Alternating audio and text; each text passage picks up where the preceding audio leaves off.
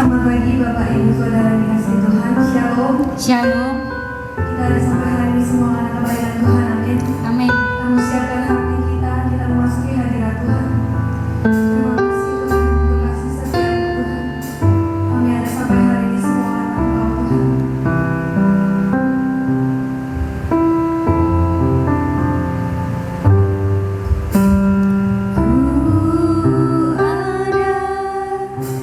Sampai hari ini itu semua karena anugerah-Mu. Ku hidup sampai hari ini semua karena kebaikan-Mu. Bersyukur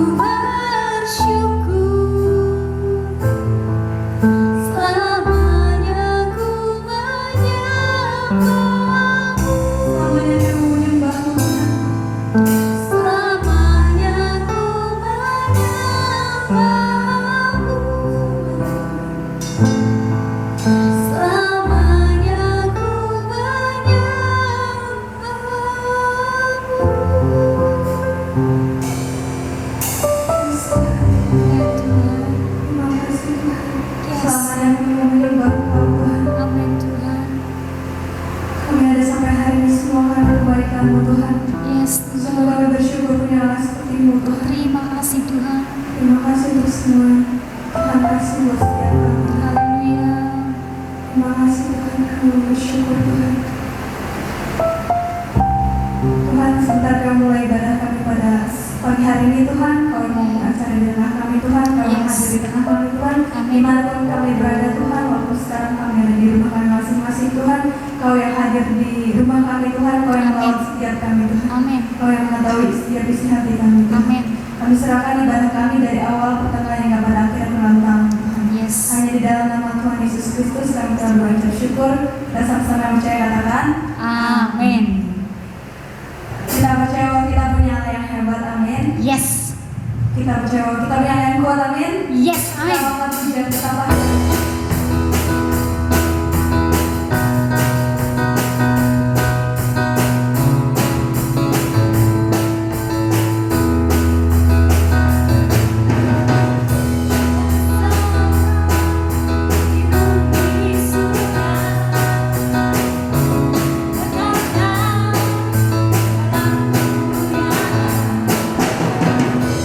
Biarlah Tuhan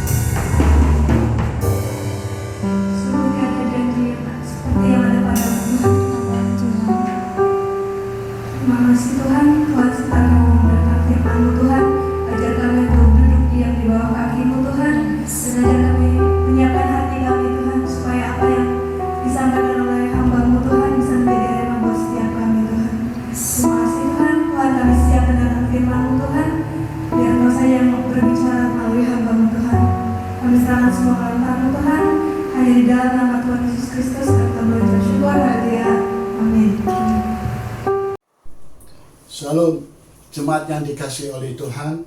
Firman Tuhan hari ini terambil di dalam 1 Raja-Raja pasal yang ke-17 ayat 1 sampai ayat 6 saja kita baca, dan ayat-ayat selanjutnya nanti saya akan terangkan. Jemaat yang dikasihi oleh Tuhan, demikianlah firman Tuhan terambil di dalam 1 Raja-Raja pasal yang ke-17 ayat 1 sampai ayat yang ke-6. Lalu berkatalah Elia orang Tisbe dari Tisbe Gilead kepada Ahab, demi Tuhan yang hidup, Allah Israel yang kulayani, sesungguhnya tidak akan ada embun atau hujan pada tahun-tahun ini, kecuali kalau kukatakan. Kemudian datanglah firman Tuhan kepadanya, pergilah dari sini, berjalanlah ke timur dan bersembunyilah di tepi sungai Kerit di sebelah timur sungai Yordan. Engkau dapat minum dari sungai itu, dan burung-burung gagak telah kuperintahkan untuk memberi makan engkau di sana. Lalu ia pergi dan ia melakukan seperti firman Tuhan. Ia pergi dan diam di tepi sungai Kerit di sebelah timur sungai Yordan. Pada waktu pagi dan petang, burung-burung gagak membawa roti dan daging kepadanya, dan ia minum dari sungai itu. Jemaat yang dikasihi oleh Tuhan, sebuah cerita ketika Ahab dan seluruh bangsa waktu itu menolak Allah, dalam arti kata hatinya jauh dari Tuhan dan menyakitkan hati Tuhan. Maka Tuhan memberikan sebuah hukuman, yaitu untuk memperingatkan, untuk membawa mereka kembali datang kepada Tuhan dengan tidak akan ada embun dan hujan pada tahun-tahun. Ini yang dikatakan oleh Nabi Elia. Kurang lebih 3,5 tahun tidak akan ada embun maupun hujan. Ketika Elia berkata demikian pada Raja Ahab, tentunya Allah berpikir, Elia ada di bagian bangsa itu. Kalau suatu saat tidak akan ada embun dan hujan, Elia pasti ada dampaknya, efeknya. Dan apa yang terjadi? Allah yang bertanggung jawab, Allah mengerti. Maka segera Allah berkata kepada Nabi Elia, pergi sana ke tepi sungai Kerit. Engkau bisa minum dari air sungai Kerit. Soal makan, aku akan kirim. Alkitab katakan dengan jelas bahwa Tuhan memerintahkan. Allah berkata, telah kuperintahkan. Siapa? Burung gagak, untuk memberi makan engkau di sana. Karena taat kepada Tuhan, Nabi Elia datang dan pergi ke tepi sungai Kerit. Dia makan, dikirim pagi dan petang, makan roti dan daging. Oleh siapa yang bawa? Burung gagak. Bapak Ibu sekalian, ceritanya akhirnya sungai Kerit lama-lama menjadi kering karena terlalu lama tidak ada hujan. Apakah Allah lepas tangan? Tidak. Allah memikirkan hidup Nabi Elia. Dan dia berkata pada ayat yang ke-7, tetapi sudah berapa waktu sungai itu menjadi kering, sebab tidak ada hujan turun yang itu. Maka datanglah firman Tuhan kepada Elia, pergilah ke Sarfat. Dan Tuhan bertanggung jawab. Ceritanya di Sarfat, yaitu Allah memelihara Nabi Elia dari seorang janda yang bukan kaya, yang miskin. Dan janda ini hanya punya segenggam. Iya, dikatakan bahwa saudara saya kasih dalam Tuhan, aku ini punya tepung, segenggam tepung dan sedikit minyak. Dia sedang cari kayu bakar untuk memasaknya, untuk dia dan anaknya. Saya itu mati, artinya nggak ada makanan lagi. Tapi janda Sarfat ini akhirnya mengutamakan Nabi ini. Dan apa yang terjadi? Nabi ini mendapatkan anugerah tercukupi, tapi janda di Sarfat pun akhirnya mendapatkan anugerah tercukupi. Dan apa yang terjadi? Nabi Elia berkata, oke, Tepung dalam tempayan ini tidak akan habis dan minyak dalam buli-buli itu tidak akan berkurang sampai pada waktu Tuhan memberi hujan ke atas kamu. Apa yang terjadi? Apa yang dikatakan oleh Nabi Elia ini diikuti oleh janda di Sarfat. Janda di Sarfat itu melakukannya dan luar biasa mujizat terjadi. Tepung diambil nggak habis-habis, minyak dibuli diambil nggak habis-habis. Sampai kapan? Sampai hujan turun, artinya krisis selesai. Apa yang dapat kita pelajari dari cerita Nabi Elia di tepi sungai Kerit dan diselamatkan oleh Tuhan melalui janda di Sarfat? Yang pertama, kita sedang mengalami krisis. Saya sangat-sangat mengerti 1 bulan ini. Saya bertanya-tanya sama Tuhan, mengapa ini terjadi di Indonesia? Kita nggak tahu sampai kapan. Tapi yang saya tahu, kita sedang mengalami krisis. Beberapa orang di PHK, beberapa orang tidak ada pemasukan lagi. Dan apa yang terjadi? Sampai kapan nggak tahu. Kita ada di Indonesia. Maaf, apabila Allah sedang marah pada Indonesia. Dan yang terjadi adalah hal ini, yaitu apa? Masalah yang terjadi adalah Indonesia mengalami krisis. Ketahuilah, jangan takut. Tuhan adalah Tuhan pemelihara. Memang kita ada tinggal di Indonesia, ada tinggal di satu daerah di mana krisis itu menimpa kita. Tapi ketahuilah, Allah tidak lepas tangan. Allah tidak lepas tangan kepada Nabi Elia. Dia menyuruh pergi ke tepi sungai Kerit dan dia mengirimkan burung gagak. Luar biasa. Yang penting taat sama Tuhan. Saya dan saudara taat sama Tuhan dalam krisis ini. Saya yakin kita akan melewati krisis ini dengan kemenangan kalau kita taat. Nabi Elia diselamatkan oleh Tuhan. Dia disuruh ke tepi sungai Kerit dan dia pergi. Burung gagak, burung yang rakus yang pertama. Yang kedua, pelitnya minta ampun. Burung yang rakus, jangankan daging segar, daging busuk pun dia makan, burung gagak ini. Dan juga dia itu egois. Kalau sudah pegang mencengkeram makanan, dia pertahankan sampai mati. Nggak bisa yang lain untuk mengambilnya. Tapi diperintahkan oleh Tuhan untuk memelihara, membawa roti dan daging. Luar biasa. Bapak Ibu sekalian yang dikasihi oleh Tuhan, Tuhan bertanggung jawab penuh atas kita. Lalu ketika air sungai Kerit kering, apakah Allah memahami itu? Oh, paham. Apa yang terjadi? Allah lalu menyuruh siapa? Menyuruh Nabi Elia pergi kemana? Ke Sarfat.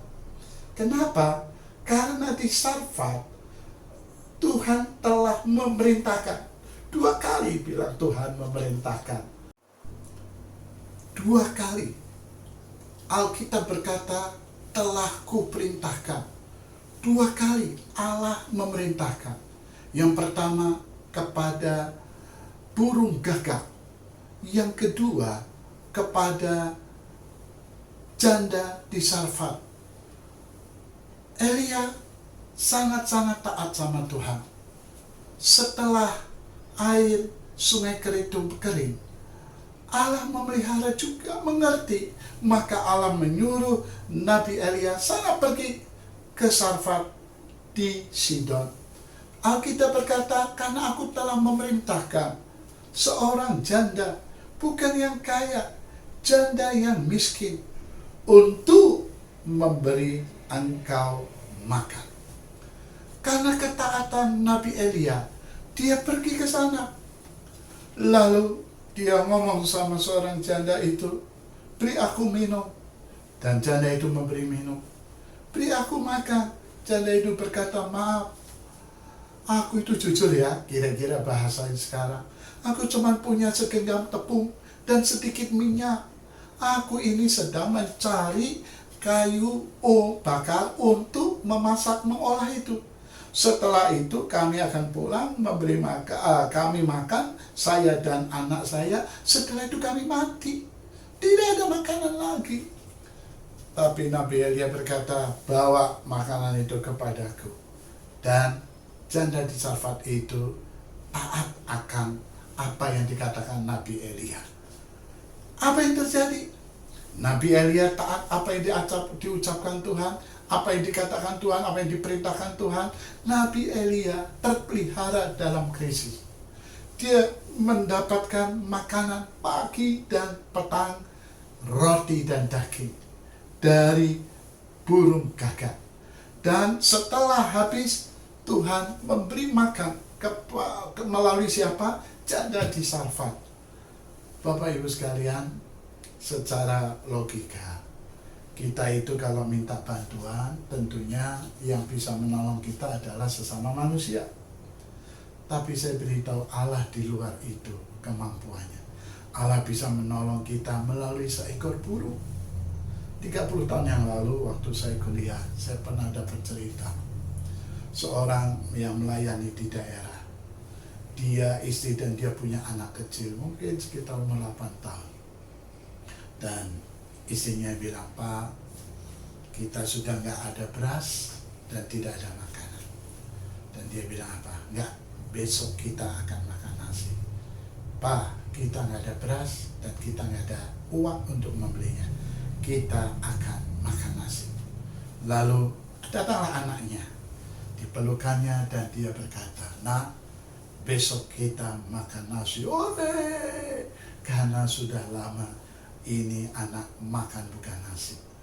Dan begitu si anaknya pergi, dah sekarang kamu tidur.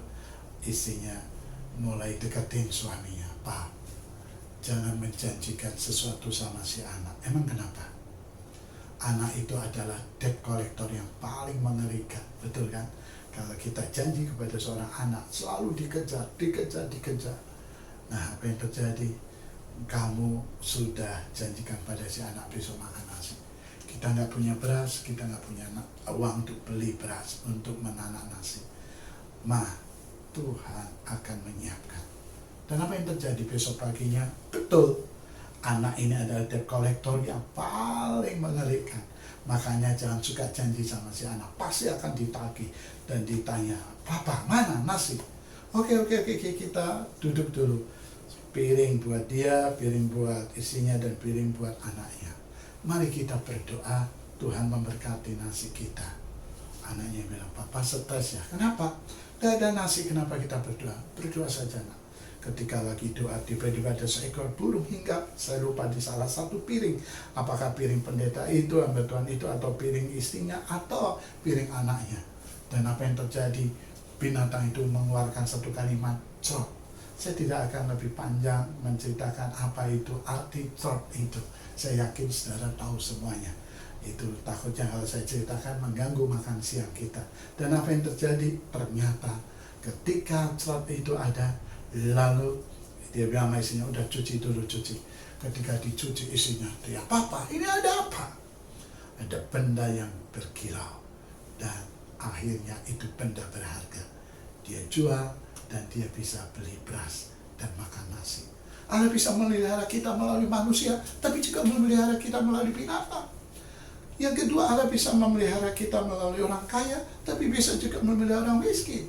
Otak kita selalu berkata yang bisa menjaga kita, memberkati kita, menolong kita orang kaya, bisa juga orang miskin. Apa yang terjadi, saudara? Satu saat ketika permulaan gereja yang saya rintis, saya punya jemaat ekonominya menengah ke bawah, lebih dari itu, seperempat ke bawah. Jemaat tetangga sebelah ngomong begini, saya mau ke Bapak Pendeta. Ngapain? Mau pinjam duit buat apa? Kita nggak punya nasi, kita nggak punya beras. 3 anak kita suruh berangkat dan minum air putih. Saya mau pinjam duit. Isinya bilang, dengar Bapak Pendeta bilang apa? Andalkan Tuhan, jangan andalkan manusia. Bapak Pendeta bilang begitu karena dia punya duit, kita enggak. Jangan ngomong begitu ya. Kita andalkan Tuhan, doa aja doa. Betul, belakang gereja ada jemaat yang sangat sederhana. Dia membawa semangkok nasi putih tanpa lauk. Karena memang dia juga sangat miskin. Nggak tahu digerakkan Tuhan untuk memberi. Dan istrinya waktu menerima ini, dia ngomong sama suaminya, lihat Pak, Tuhan baik kan, ini ada nasi dari tetangga itu. Dan apa yang terjadi? Ini cuma nasi, nggak ada lauk. Ya kita doa lagi. doa. Ada orang lain yang buka warung kecil di rumahnya, dia buka laci, dia ambil uang dan dia jalan. Lalu dia berikan kepada orang ini. Setelah itu dia balik lagi. Dan itu mukjizat. Tuhan mampu memelihara baik orang kaya maupun orang miskin. Dipakai Tuhan menolong kita. Yang ketiga, pelit. Logika kita berkata yang mampu menolong kita adalah orang yang murah hati. Oh, belum tentu. Satu saat, maaf, gereja kami sudah lantai 1, lantai 2, lantai 2 ini terbuka atapnya. Saya itu ngeri kalau ada anak sekolah itu naik ke atas, lari-lari bisa loncat keluar. Wah, ngeri. Karena ada tembok kayaknya sekitar 1 meter, ya 1,20 meter lah. Ngeri, saya nggak tenang, saudara. Satu saat saya khotbah di satu gereja. Selesai saya khotbah, saya ngobrol-ngobrol, ada seorang yang mau ngobrol, dan dia ngobrol tentang apa yang Bapak sedang alami dan sebagainya. Saya bilang bahwa gereja kami, saya ada lantai 2, tapi lantai 3-nya belum tertutup, ya. Artinya hanya dak aja, lantai 1 atas, lantai 2 atasnya dak kosong begitu. Dan apa yang terjadi, saya bilang saya nggak tenang. Kenapa? Takutnya ada anak sekolah minggu naik ke atas, loncat, wah saya jadi berabe ini. Oke, kalau begitu saya akan main ke rumah. Begitu sampai ke rumah, lihat dirancang. Ternyata dia usaha ngelas, ya pagar begitu, susah awning. Dan apa yang terjadi? Lalu dia bilang, Bapak Pendeta, kita akan kerjakan minggu depan. Nggak ada uangnya, udah pokoknya kerjakan aja. Kerjakan, terberes. Dan luar biasa, bukan biasa. Itu awningnya dari luar negeri, di mana sinar masuk tetapi nggak akan panas. Dan apa yang terjadi, udah tenang saya. Dan saya bilang, berapa kira-kira saya harus bayar? Dia bilang, Tuhan sudah membayarnya. Saudara, lalu beberapa waktu kemudian saya khotbah di gereja itu lagi. Lalu saya ketemu orang itu, terima kasih. Lalu saya diajak Bapak Gembala ke ruangan Gembala. Saya ngobrol-ngobrol, saya bilang, kamu hebat ya. Kenapa? Ini gembalanya adik kelas saya. Saya bilang, kamu hebat. Kenapa? Kamu didik jemaat hebat. Kenapa? Kamu mendidik jemaat murah hati. Saya diberkati Tuhan melalui jemaat kamu. Yang gimana? Jadi saya ceritakan soal awning itu. Lalu siapa jemaatnya? Itu tuh yang pakai kacamata yang tadi saya salaman itu. Yang pakai kacamata itu, iya. Yang anaknya 2, iya. Yang tinggalnya di ini, iya. Saya tanya, kenapa sih? Bapak Gembala kok kayaknya bingung banget. Nanya-nanyain terus. Saya kasih tahu, ya Pak Abraham, jangan bilang siapa-siapa. Kenapa? Itu jemaat dikenal di gereja kami paling pelit.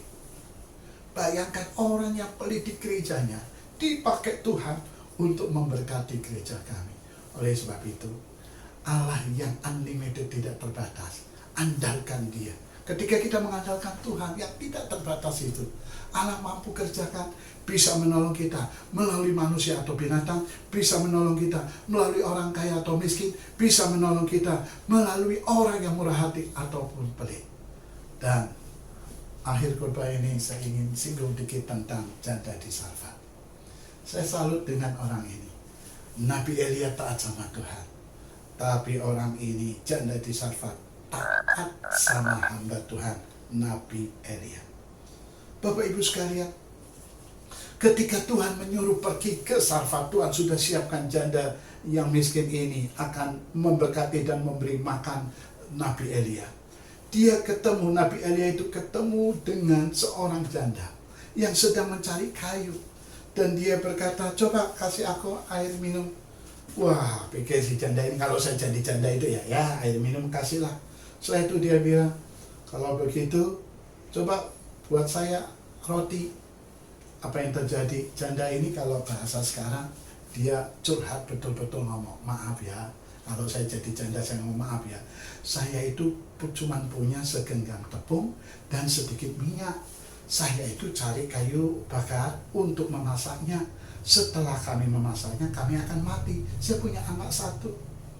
Susah. Maksud saya kalau ngomong begini, lah kok ngertilah hamba Tuhan. Pahamlah keadaannya. Krisis ini. Tapi apa yang terjadi? Alkitab berkata, ayat 13, tetapi Elia berkata kepadanya, Elia ngomong sama si janda di Sarfat ini, jangan takut, pulanglah, buatlah seperti yang kau katakan, tetapi buatlah lebih dahulu bagiku sepotong roti bundar kecil daripadanya, bawalah kepadaku, kemudian kau buat bagimu dan bagi anakmu.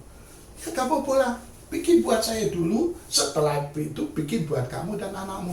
Ya ampun, segenggam tepung. Masih juga diminta bagian. Oke, hamba Tuhan sedikit, berikutnya untuk dia dan anaknya. Hebatnya apa yang terjadi? Nabi Elia berkata, sebab beginilah firman Tuhan, tepung dalam tempat itu tidak akan habis dan minyak dalam bulu-bulu itu tidak akan berkurang sampai pada waktu Tuhan memberi hujan ke atas muka bumi. Kalau kita janji-janji itu enak aja ya, pendeta ngomong ya, ini krisis. Enak aja, saya tinggal dikit tepung, masih aja diminta. Tapi saya salut sama janda di Sarfat ini. Ayat 15. Lalu pergilah perempuan itu dan berbuat seperti yang dikatakan Elia. Luar biasa. Apa yang terjadi? Maka perempuan itu dan dia serta anak perempuan itu, sekali lagi, maka perempuan itu dan dia serta anak perempuan, berarti janda di Sarfat itu, Nabi Elia itu, dan anak perempuan itu mendapat makan beberapa waktu lamanya.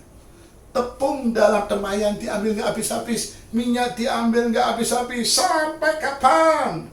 Saudara-saudara, Alkitab berkata, yaitu sampai hujan turun kembali. Di dalam masa krisis, Anda ingin selamat? Satu, taatilah firman Tuhan. Yang kedua, tunduklah apa kata hamba Tuhan. Kalau Anda bergereja di sini, Anda taat sama hamba Tuhan. Hamba Tuhan ngomong apa? Ikutilah. Ikutilah. Mungkin Anda bilang, aku sendiri kekurangan, aku sendiri susah, aku sendiri krisis. Maka aja hamba Tuhan, kayaknya meres saja. Oh, jangan bilang begitu. Itu menyakitkan hati Tuhan. Tuhan bilang apa? Lakukan. Hamba Tuhan bilang apa? Karena dari Tuhan, lakukan. Yakinilah. Krisis boleh datang, kita akan selamat dari krisis.